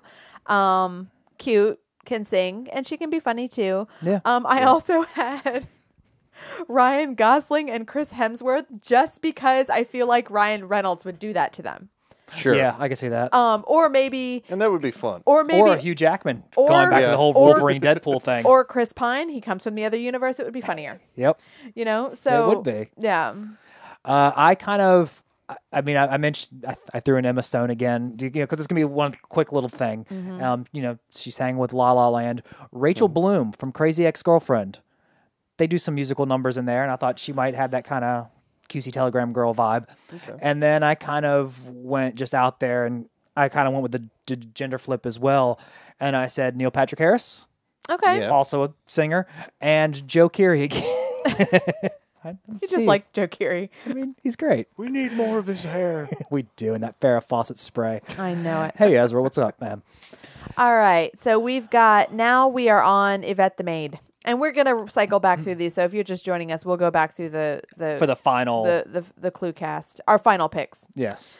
And our arguments and stuff, so we can kind of have a dedicated, this is who we would cast, and then we'll write it up later. So that's kind of what I'm thinking. Yeah. So That works. now the maid was actually the easiest one for me. Originally played by Colleen Camp, very busty. It was easy for me. Haley Atwell or Christina Hendricks. You just Yeah. went with your favorite on the list. Your list of free women. Well, my five hall passes, but yes, and actually Christina Hendricks is not. So Chris is saying Charlize Well, she Theron. was at some point. She cycled through, I'm sure. I don't know if she did or not. Actually, She was married to Captain. Captain Reynolds. Yeah. yeah, but doesn't mean she was on my list. Oh, all right. fair So, enough. but yeah, so I went busty, attractive, French maid outfit, Haley Atwell, Christina Hendricks. And let's see, we got some other people chime in, and we got Vanessa saying Anna Kendrick, and Chris is saying Charlize Theron. I said, and I went blonde and funny. Okay, I had Kristen Bell and Margot Robbie. I'd be okay with either of those. Margot Robbie out of those two, but we're just learning things about me right now. What do you But, think, Travis? Again, I would probably come back to Alison Brie just because she's done something like that before With Community, yeah. Christmas specials, stuff like that. Okay, I can see that. And I don't know. I just want her in the movie. No, I'm More okay with Alison Brie everywhere. I'm okay with Alison Brie there. Okay, so let's see. We don't have any more comments popping up here, so you want to move on to the next one? Next one Next is... and last. Yeah, and I didn't give any thought to this at all because I forgot this character existed. This is Mrs. Ho, the cook, originally played by Kelly Nakahara. So the suggestions I kind of came up with, because we did kind of throw it on at the last minute. Again, another Nick Offerman. I mean, how could you not have him in there? Because he's got to be in the film somewhere. I think he's probably going to be Colonel Mustard based off earlier discussions, but I think he'd make a funny cook. Or Chris Hemsworth, another one kind of on there for a little bit and then gone. Yeah. If we kept with a female cast, I went Alison Brie or Zooey Deschanel. Travis finds Zoe We're just- Deschanel we're- annoying, apparently. No, I do not. I think that was a good. Oh, okay. That was I got it. I would enjoy that movie even more now. All right. Fair enough. I misread the room. Travis, what do you have? The cook. I don't know. I think there's room for just one good stunt casting bit. Toss up like an Anthony Bourdain or a Gordon Ramsay or something. Somebody you can bring in for a day. Please make Gordon Ramsay the cook. That would make Somebody me you can so bring in for a happy. day, give them like 2 good lines, and then just boom, they're gone. I'm okay with that. That would make me Okay. so Well, happy. then, all right, let's just go back down the list again, and it looks like Gordon Ramsay's starting Gordon off. Ramsay. All right, Gordon Ramsay's here, the cook. let me pull Best idea you've ever had, Travis. Oh, wow.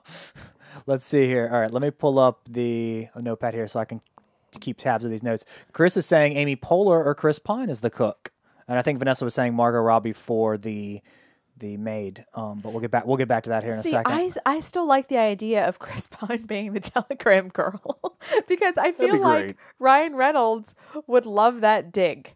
Or Hugh Jackman. I mean, Right. yeah. Or some like, the kid who plays Spider-Man. Tom Holland. Yeah. Oh, that'd be a good That one. would be a actually. good one. That'd be funny. That would be perfect. All right, so All right, got, we'll go back through it. we got Mrs. Ho, the cook. Yep, and we're saying Gordon Ramsay. I mean, it just makes sense. Yvette the Maid. Where did we land on Yvette the Maid? And it's got a lot of Margot Dane Cook, the cook. That's pretty funny. Yeah. Let's see. So it seems Margot Robbie had a lot of. I think Margot Robbie's got our vote. So Okay, I will concede that. I'm going to save my arguing for other characters. So I will concede Margot Robbie and not Christina Hendricks.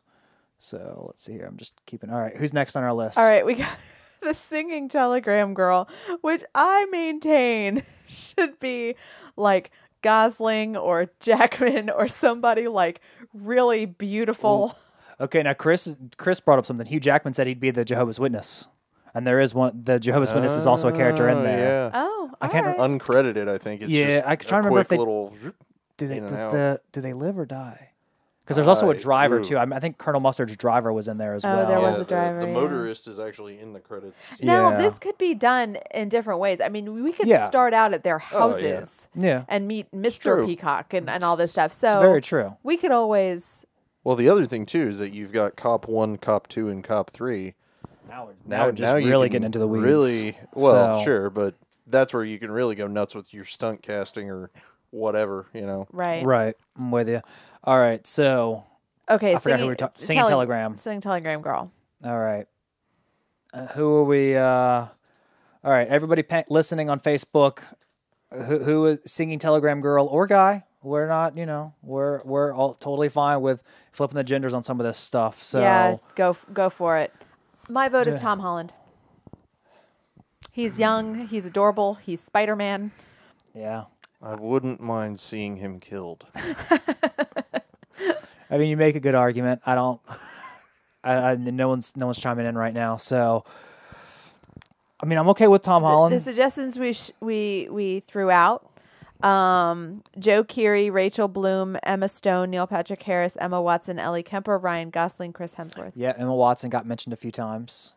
I think Chris Schrader was on with you. Yeah, Emma Watson would be pretty funny as a singing Telegram Girl. Okay, But because of the meta of it all, I still vote Tom Holland. Yeah, I'm coming around more to the Tom Holland thing just because of my own feelings about Spider-Man. really, this point. we'll have to talk about that another time then. It's not that I dislike Spider-Man. It's just that I'm very burned out on kid Spider-Man.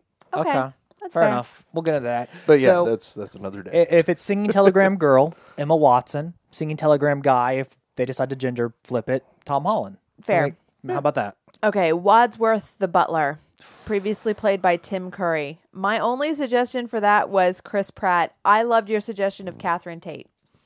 Yeah, I mean, I'm thinking Catherine Tate or Sam Rockwell.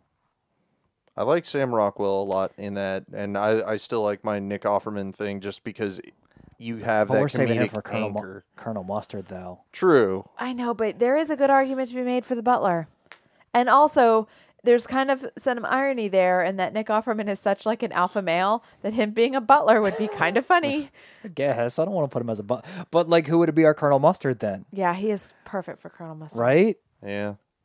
Like, that's my only argument All for right, that. we'll save Offerman for Colonel Mustard. Okay.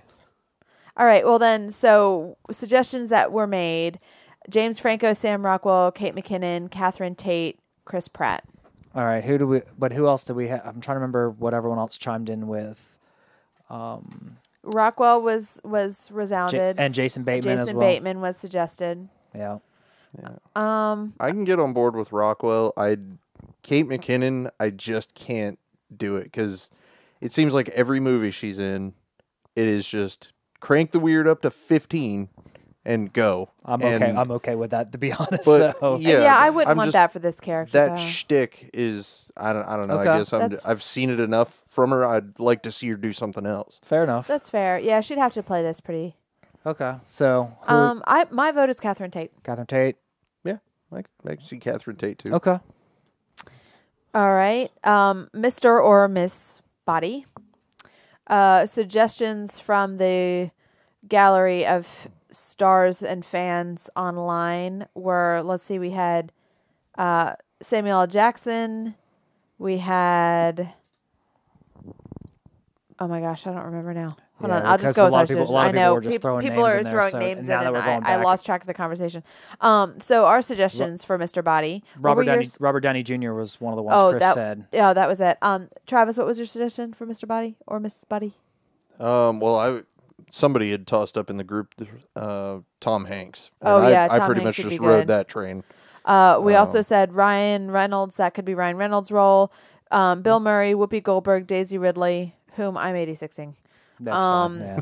Meryl Streep and Tom Hanks. That was one of my suggestions too for that Yeah. role.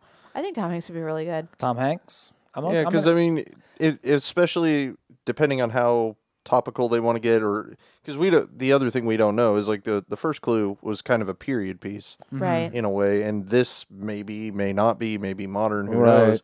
So depending on how topical they want to get with some of the stuff, Tom Hanks has never done anything to anybody. So killing him Right. is... Like, how dare you? Yeah, it'd be, oh. Could we kill Tom Hanks, though? Yes, and it would be hilarious. Yeah. All right. And I think he'd be game for it. I kind of like the Robert Downey Jr. or Bill Murray, one of those two. Yeah. I kind of those feel would be like... funny, too, but I don't know. I kind of love the idea of this award-winning actor, megastar, getting offed in the first 5 minutes of the movie. Okay. Yeah. I mean, that's a good argument. You guys I outnumbered mean, me on this one. and again, this is, in my mind, very meta and very Hollywood. Yeah, But very you know, Deadpool, Ryan Reynolds. Well, you know how Hollywood likes to do that, Yeah. All right, next up is Mrs. White, our Black Widow. Mm-hmm. I had suggested Retta or Leslie Jones. Keith, you had Megan Mullally or Maya Rudolph, which Yeah, are and you both said, strong. you said you had Maya Rudolph somewhere else. Where did you have her? I think I had her for the butler for Okay. a while. All right. That would have been good. Yeah.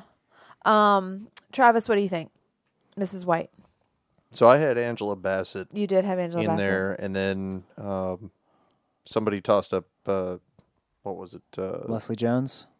Well, she said Leslie Tiffany, Jones. Tiffany but Haddish. Tiffany Haddish, yeah. And once I looked her up and realized, okay, that's who we're talking about. Yeah. I like that too. So I'm okay with giving it Tiffany Haddish. Sure. New upcomer. Yeah, Yeah. absolutely. All right. I do like Leslie Jones or Donna, though. Yeah. Those were solid answers. So, all right. Tiffany Haddish for our Mrs. White. And Colonel Mustard, we're just going to go with Nick Offerman. Nick Offerman. Yeah. Yep. de facto. Chris Schrader was correct. Nick Offerman moving on. Mrs. Peacock, I had Tina Fey, Sofia Vergara. Keith, you had Gal Gadot or Allison Hannigan, who I'm 86ing. You've just been watching How I Met Your Mother. Yeah, basically. That was all that was. Travis, who did you have for that? Which one was she? Mrs. Peacock, the wife of the senator? Oh, that was Robin Wright. Robin Wright, that's... So we had 3 solid answers. Gal Gadot, because Schrader agreed with me on that one. Robin Wright and Sofia Vergara, who Vanessa agreed with you on. So got plenty of good options here. Anyone want to make a case for one over the other? Well, I would vote for Vergara because of the diversity. Yeah, So well, and I think she's well equipped to handle the whole thing. Yeah, I comedy, think yeah. she is. She's funny. She will. doesn't have to She is. try. And be funny. we try not to get political on here, but it would make easy fodder for a Trump tie-in. Right. As well. I just kind of want her to say Mrs. Peacock with her accent. I think. Yeah. I think that would be fun. All right, let's do it. Sofia Vergara. Plus, Mrs. Peacock is always such a dowdy character. It'd be kind of fun to have her vamped up a little bit. Yeah. Okay. Okay, next up, Mr. Green, our gay State Department employee. Now, we haven't had Ryan Reynolds on any of this yet, and we We know he's going to be in the haven't. movie. We had Mr. Green actually had a lot of solid answers. So, yeah, Mr. Green had, so our other 2 possibilities that are left are Miss Scarlet or Professor Plum, which they could make a Miss, I guess, well, no, that would be a pimp. So, never mind. He cannot be Miss Scarlet. So, it would have to be, if he's not one of these other characters or offed early on as Mr. Body, he would have to be Mr. Green or Professor Plum. I don't think we should even consider that. And I think we should just treat him as a producer and make him the driver or something. All right. Yeah. Because, I mean, it's about who we think is the best. Right. It's true. So if he is the best for Mr. Green, I still love the meta irony of having an out actor. Yeah. I still like Barrowman or Neil Patrick Harris for Mr. Green. I mean, my vote's always going to be Neil Patrick Harris. What do you think? I For love anything. NPH, but what's Barrowman doing right now? Has he been on Legends of Tomorrow lately or Arrow? No, It's been a minute. He's been a minute with those, but I think he's doing a lot of stage production now because I do follow him on Instagram, and he's like in Australia doing some stage play or something. So I would just like to see him back on a screen because I've enjoyed pretty much everything he's ever done. all right, I mean, you're not going to get an argument out Yeah, of me. no, on we are either all of about these, some Barrowman. So John Barrowman. All right, yeah. All right, giving him some solid work here. So, all right, John Barrowman. I'm just making my notes because eventually what we'll do is we'll write this list up for anyone who just wants to quick and dirty. This is what we came up with, and it's going to be on popshow.com probably tomorrow. I'll write it up. Right. Next up, Miss Scarlet. We had a lot of good ones on this one. We did have a lot of good ones. Catherine Zeta-Jones was my suggestion, but Vanessa echoed that.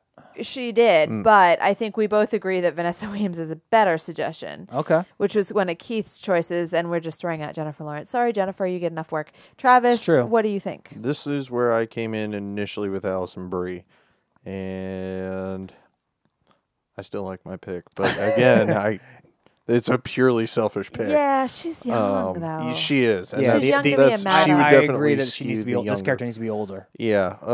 So out of the proposed options, we had what? We had Catherine Zeta-Jones and who? Vanessa Williams. Vanessa Williams. I haven't seen Catherine Zeta-Jones do anything in like a decade. I know. Yeah. I wouldn't mind seeing her come back with a part like this. It'd be fun because she hasn't really done any comedy, unless you want to consider Zorro 2, which was unintentional comedy. She did. She's done some comedy. She she was like Chicago has its comedic elements. She was in that movie America's Sweethearts. That was a comedy. Sure, but she's always usually playing kind of the straight person in that. She's not like America's Sweethearts. I don't really remember her driving the laughs so much. Oh but yeah, maybe not. She was kind of the bad guy in that movie, if I remember right. She was. So I don't know. Well, this one's a little tough, but I think between the two, I think Vanessa Williams is more comedic. I don't know. We could have it as a tie and let them audition. let the fans decide. Yeah. Let them audition. Yeah, she was in Red 2, and then before that, Dad's Army in 2016. But I don't need. Yeah. Apparently, she's She was in working on Red 2? Cocaine Holy. Godmother. Yes, television movie. She was on the Feud, Bet and Joan. I heard that did really well. That was nominated for a few Golden Globes. Oh, okay. Yeah, admittedly I missed that. I actually did want to see Yeah, I that, never got around to it either. But yeah, I haven't seen her, like I said, in the better part of a decade. She was. I remember seeing her in Rock of Ages in 2012. Yeah, but that was, I 6 years ago at this point. Well, he Yeah. said past 10 years, so I was trying to find something within the past 10 years. Better All right. part of a decade. Well, So yeah, it is. we can just leave them both up. Okay. All right, and Professor Plum. Man, we never really got nailed down on this one. I mean, I'm still gonna vote David Tennant because he's a doctor for the World Health I Organization. think it would be funny with Catherine Tate. We have Oh, Catherine yeah. Tate and cast. John Barrowman. Oh, I mean, we basically just recast the Doctor Who. oh. Now I feel like we're being too obvious about it. I will toss out my Christoph Waltz again. Oh yeah, yeah. Because I think he would just have a ton of fun with it if they cut him loose to just go nuts. I would be okay with that. Who else did we have? I'm trying to think. I had Bill Murray, but I don't like him anymore. I mean, I still like him, but I don't like him in this role anymore. Right. Now, let's see, I'm trying to scroll back through some of the I comments keep here. going back to Will Smith, which was one of yours, Keith, Yeah. and I don't really know why, but I don't know why I put it either. I was he's just kinda, well, yeah, but he's a strong actor. He is. And he's funny. Yeah. Let's see here. He could definitely lead it. And I hate to say it, but maybe this is where Ryan Reynolds go. I mean, how big is his ego? Would he cast himself as arguably one of the strongest male leads? I mean, I don't see why not. I mean, it's Christopher Lloyd's old character, so Christopher Lloyd being replaced by Ryan Reynolds in this one, I could see that. We haven't really given him a role yet, and he does need to be in this, we think. Yeah. So I don't know though, because I don't think he's that big a deal to himself. I don't think That he he is wouldn't either. cost- no. That he wouldn't cast himself as like Cop 1 Yeah. or something. Yeah, Be like, and Yeah. he very well might. you know, just show up at the end and be like, oh yeah, look at all these dead bodies. I agree Yeah. with you. I don't know. I don't know what I feel about Plum. Professor Plum. A lot of good options. We do have a lot of good options. So I don't. Are we? I don't know. My vote's And going to maybe be. this is where Neil Patrick Harris goes. Or, we still have a whole yeah. barrage of Chris's that aren't cast. How about we toss out like a Bryan Cranston? Someone a little Okay. older. He's done comedy before. He was great on Yeah. Malcolm in the Middle. Oh, yeah. There's Bryan nothing he Cranston. won't go for. I can see it. Okay. Random, but I like it. Yeah, that's a That- good. I'm And just looking for a tiebreaker here. Yeah, Yeah. no, that's good. I mean, I'll go Bryan Cranston. Yeah, all right. Bryan Cranston? Bryan Cranston. All right, out of nowhere, Bryan Cranston. And All right, from behind. And of So course- far behind, we hadn't even mentioned him. And of course, this is where my stuff locks up. Awesome. So, okay, let's see if I can do the. Oh, you got to be kidding me. So yeah, it looks like my entire list that I just wrote up. There it is. Here we go. All right, so let's start from the top. We got the Professor Plum, Bryan Cranston. We have. Yeah, I said that right? Professor Plum, Bryan Cranston, Yes. Miss Scarlet, Vanessa Williams, or Catherine Zeta-Jones. We're kind of coin toss on that one.